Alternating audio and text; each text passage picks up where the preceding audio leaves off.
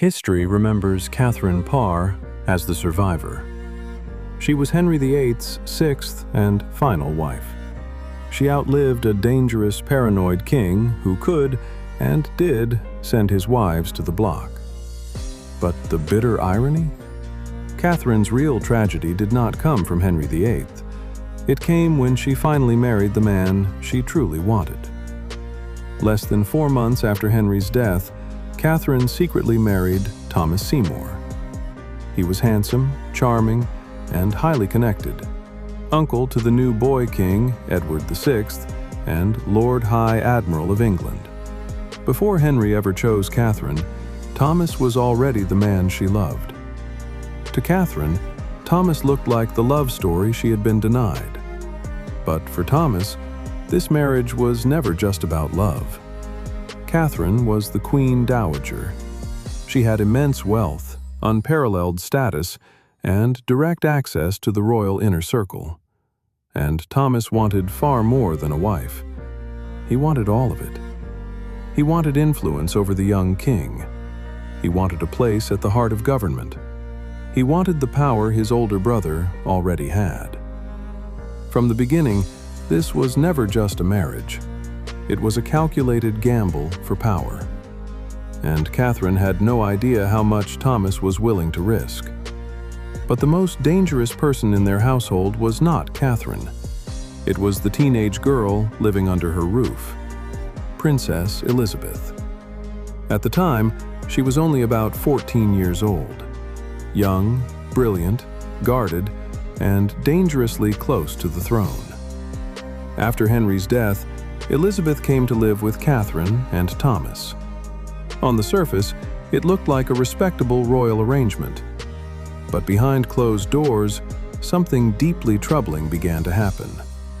According to later testimony from Elizabeth's governess, Cat Ashley, Thomas Seymour would enter Elizabeth's bedchamber early in the morning, still in his nightclothes.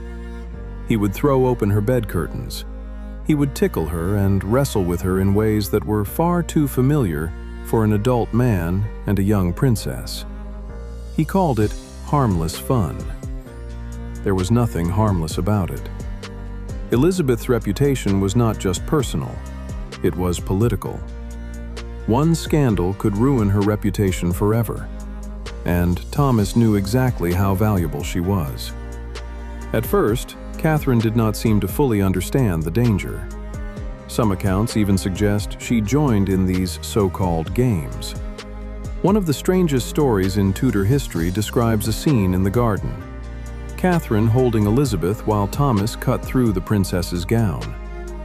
Was it a bizarre joke? Was it jealousy? Was Thomas testing how far he could go with a girl who might one day inherit the throne? History does not give us a clean answer, but eventually Catherine saw enough. According to one account, she walked in and found Thomas holding Elizabeth in his arms. That moment changed everything.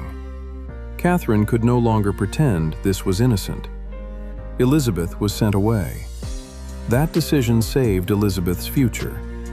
For Catherine, it was proof that the man she loved had brought danger into her home.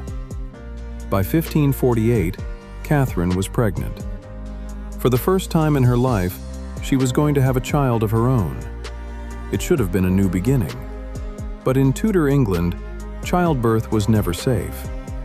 For a woman in her mid-30s, after years of stress and court politics, it was a terrifying risk. On August 30th, 1548, Catherine gave birth to a daughter. Her name was Mary Seymour. But just days later, Catherine fell seriously ill. Childbed fever took hold. As she lay burning with fever, Catherine's words became bitter and desperate. She complained that Thomas had broken her heart. She even accused him of hurting her, perhaps even poisoning her. There is no proof that Thomas poisoned Catherine. It may have been the fever speaking, or it may have been the fear of a dying woman who finally saw the truth too late. She had believed Thomas was her second chance after Henry VIII, but in her final days, the man beside her no longer looked like salvation.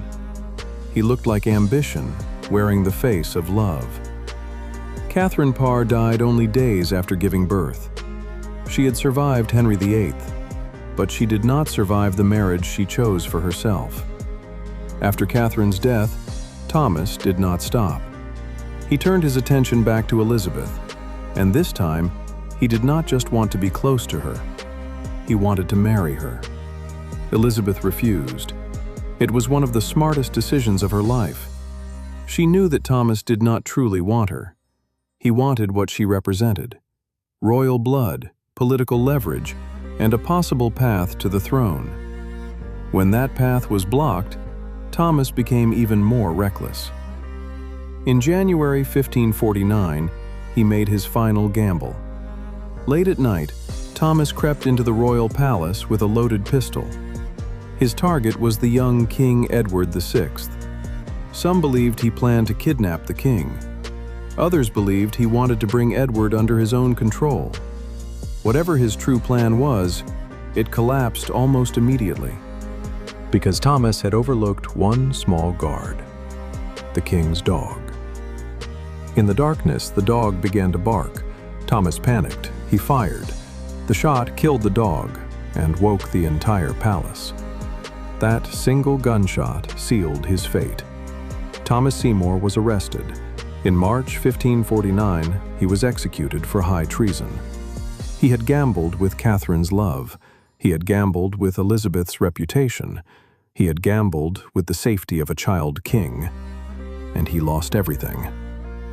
But the saddest ending belonged to someone almost forgotten: Catherine's baby daughter, Mary Seymour.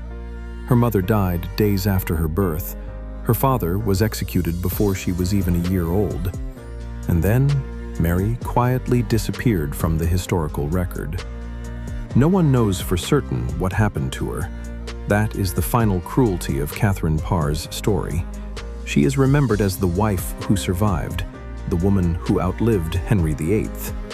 But her last great risk was not a crown. It was not a throne. It was love. And this time, Catherine Parr did not survive.